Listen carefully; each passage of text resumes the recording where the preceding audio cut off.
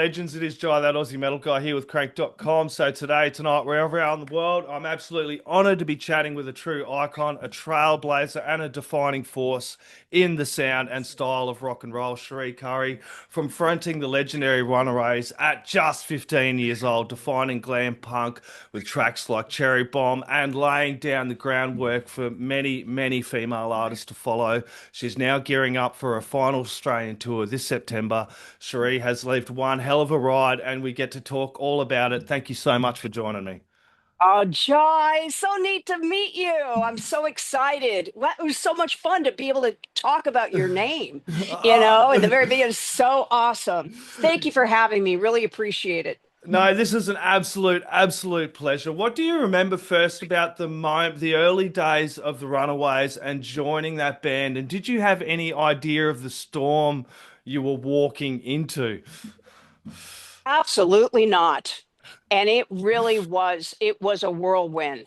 And I mean, from the minute I joined that band, we never stopped. And I think that that's kind of unfortunate because I think if we just would have had a break, just one, because if we weren't in the studio recording or playing or in rehearsal, we were doing interviews and photo sessions. We never had a break, and to be that young, and plus we also didn't have a mentor, someone that could help us sort through our insecurities, because when you're that young, I mean, I was 15 when I joined the Runaways, and I see kids nowadays, even when my son turned 15 and 16, really how young he was. And he wanted to go on tour with his cousin, Trevor Lukather, who is my twin sister and Steve Lukather's son from Toto.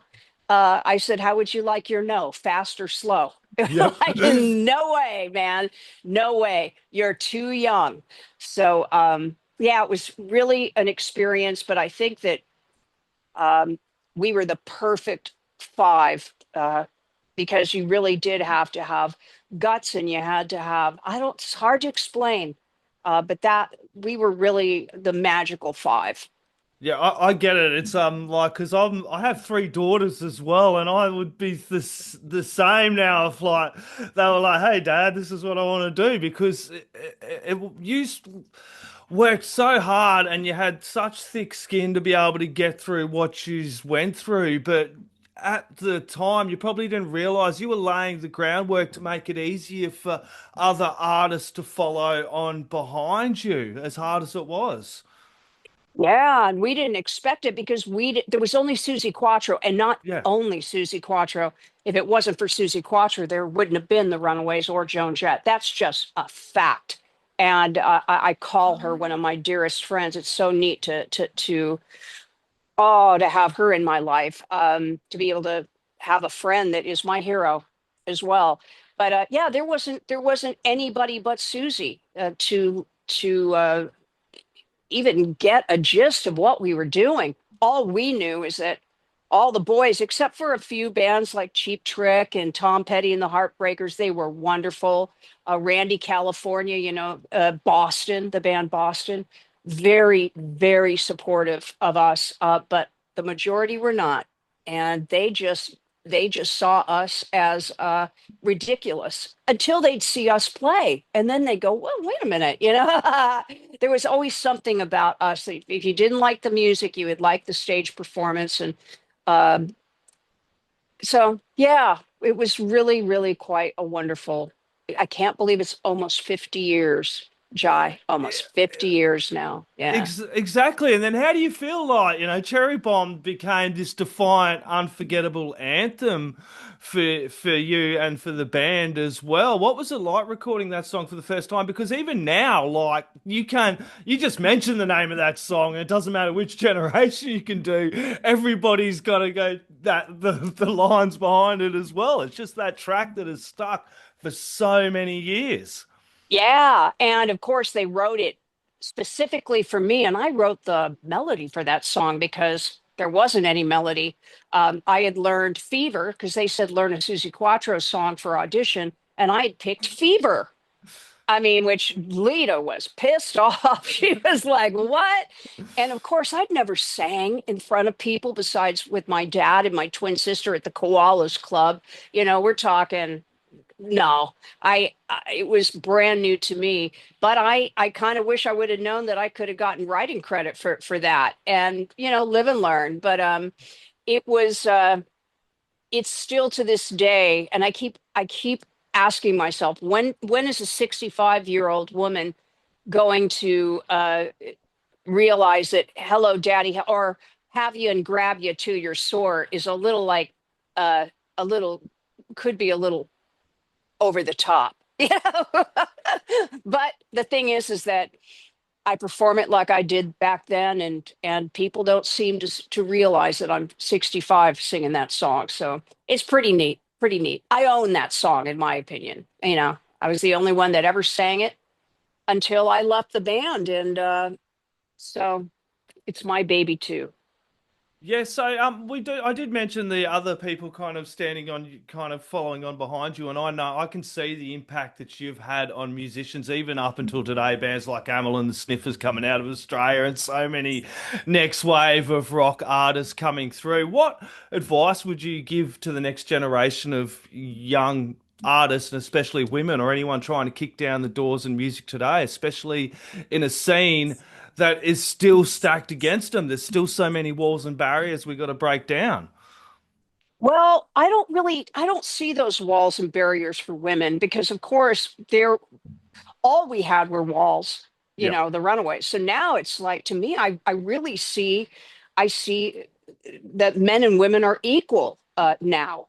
And sometimes when I see women say, look, we're not appreciated, this and that, it kind of is like, wow, you wouldn't have made it at all when the Runaways were happening, because my gosh, you are so lucky to have it as easy as you do now. But um, you know, I just find that the five of us girls, we just had a little bit of magic, and we had a tenacity, and you had to, because they worked us to death, Yeah. and we never had a break. And I just kind of wish that we would have had an adult, a woman that could have mentored us a bit and let us work through our insecurities and our jealousies and all that kind of stuff that is natural and that happens, when you're that age.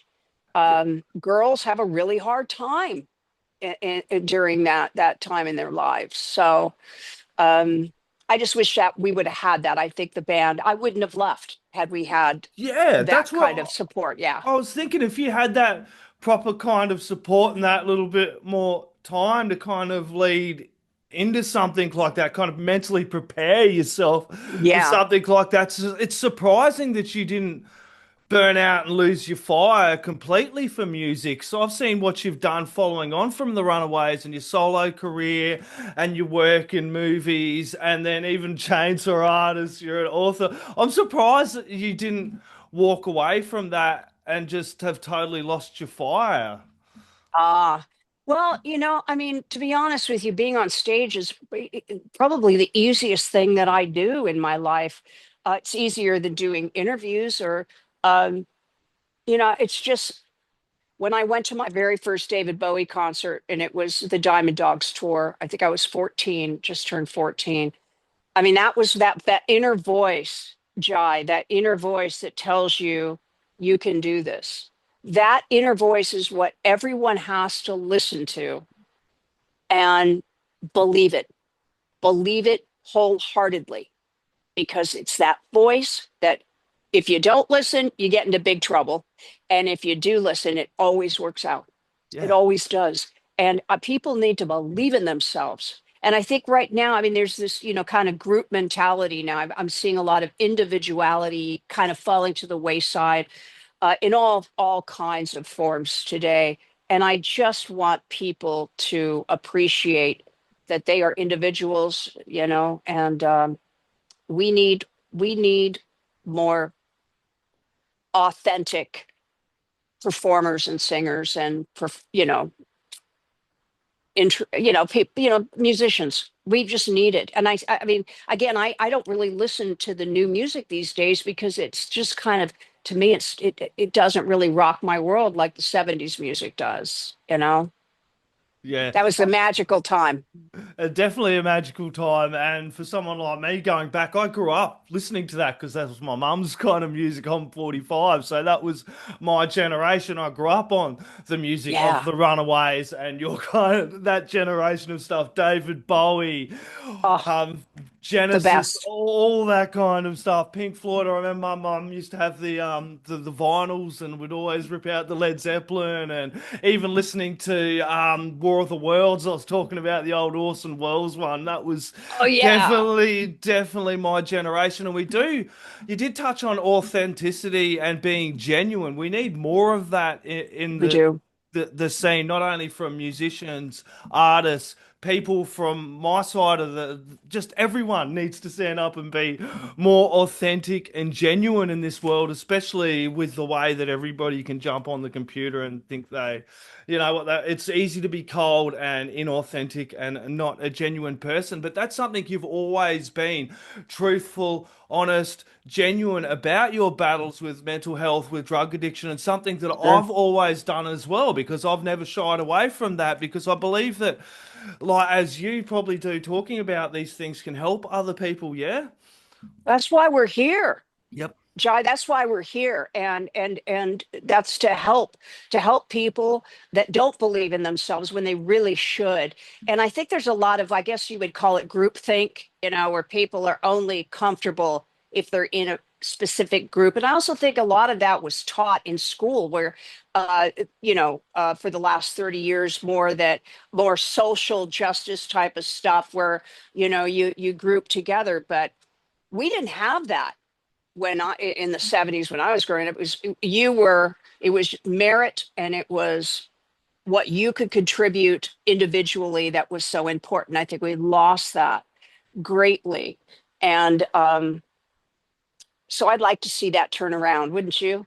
Oh yeah, most definitely. Oh, most definitely. Yeah. You know, if we could talk about the battles we've been through and help other people coming through as well, that's why I was always talked about that kind of stuff as well for me. So when I Right. was looking back and seeing the things that you've talked about and what you've gone through, I'm like, man, that's hit the nail on the head in so many ways, and exactly why I always talked about overcoming my drug problems, my battles with Yeah. mental health, and then the cancer battle and the everything else that had come behind it. Because when you reach out and you can reach one other person, I think it's about what we leave behind and the memories that we impact, and for you, the music and what you've impacted in your life as well.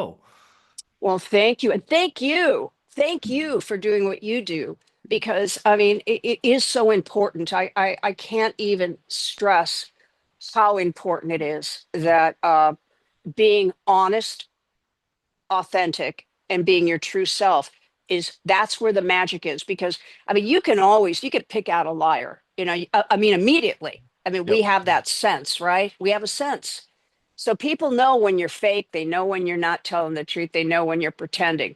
When you I stopped dating 15 years ago because I'd always been in a relationship, and they always tried to change me.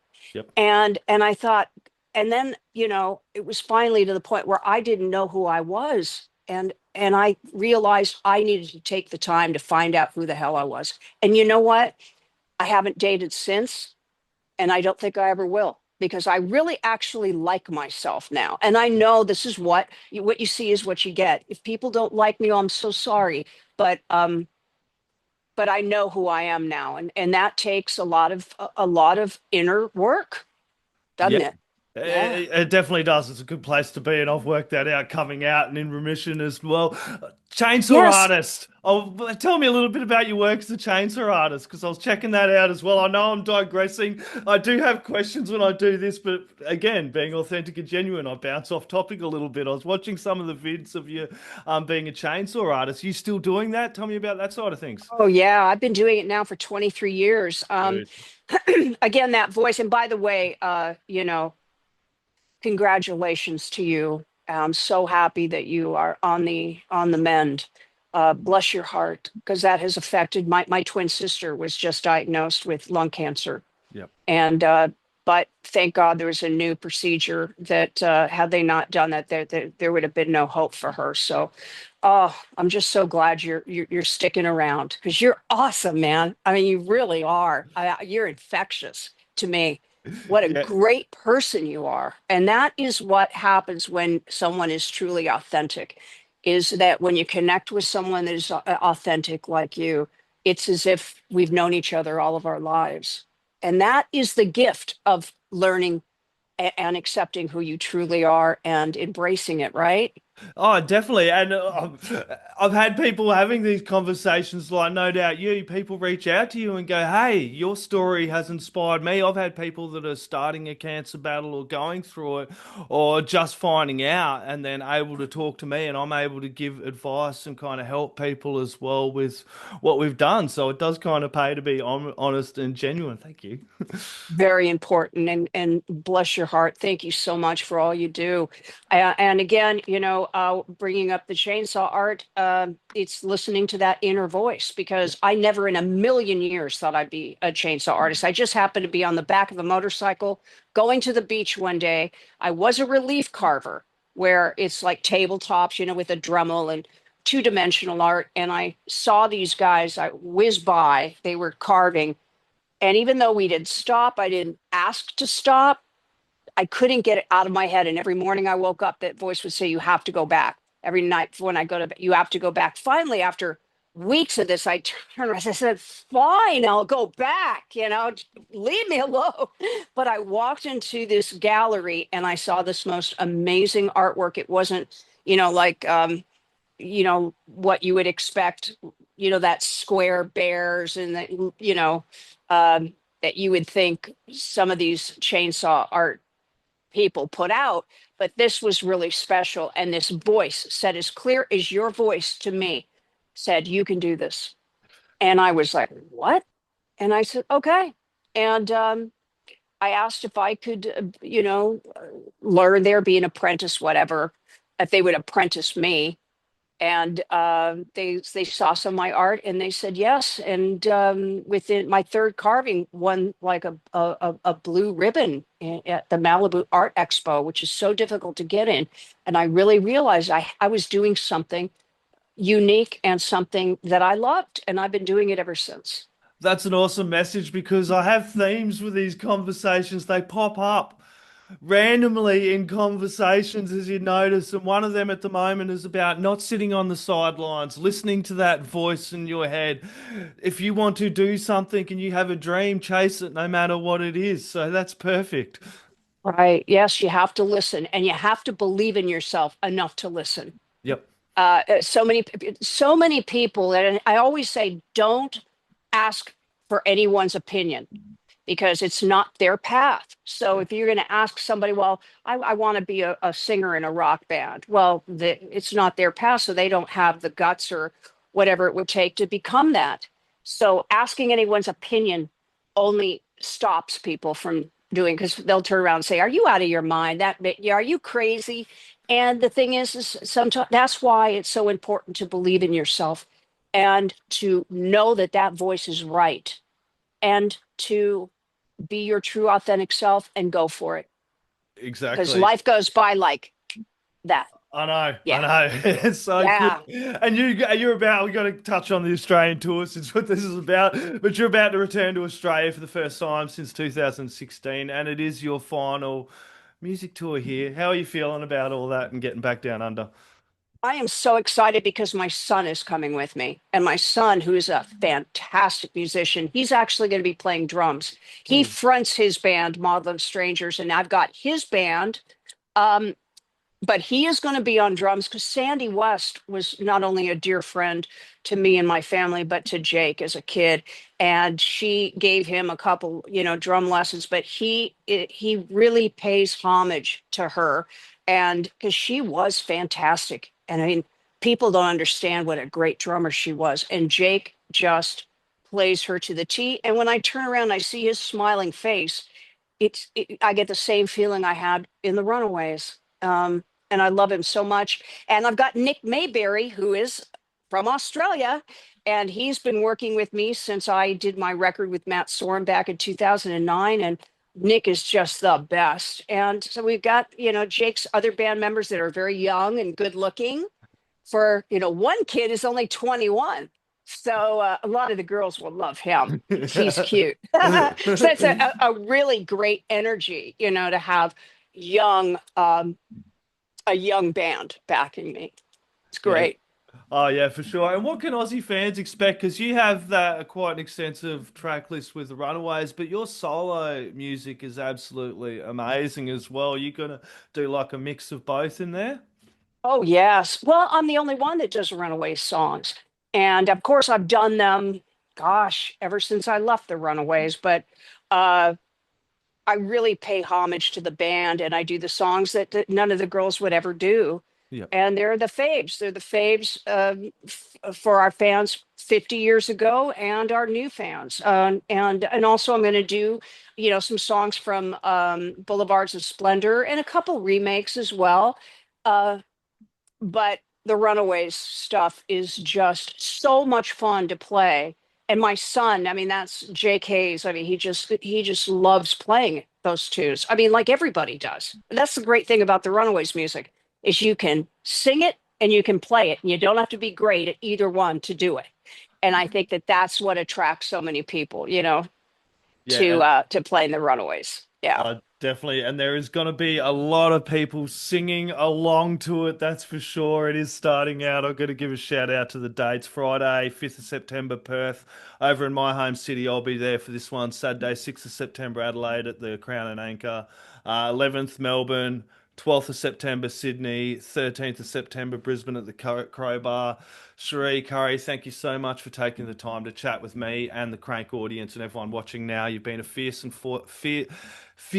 fearless voice in rock for decades, and it has been a truly an absolute honor to get to chat to you about your music and the legacy that you're leaving behind. I'm looking forward to seeing you on the farewell tour. Do you have any last words, shout outs, thank yous, or anything else you'd like to add in there, my friend? Yeah. Thank you to you. Thank you for being such an amazing guy. And you know what? I can't wait to give you a big fat hug.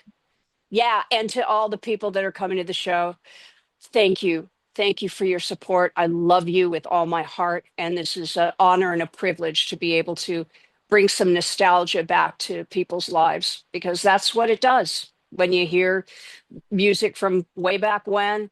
Uh, this is an opportunity that I'm very honored to be able to do. So thank you so much for having me on your show. Thank you, thank you, thank you.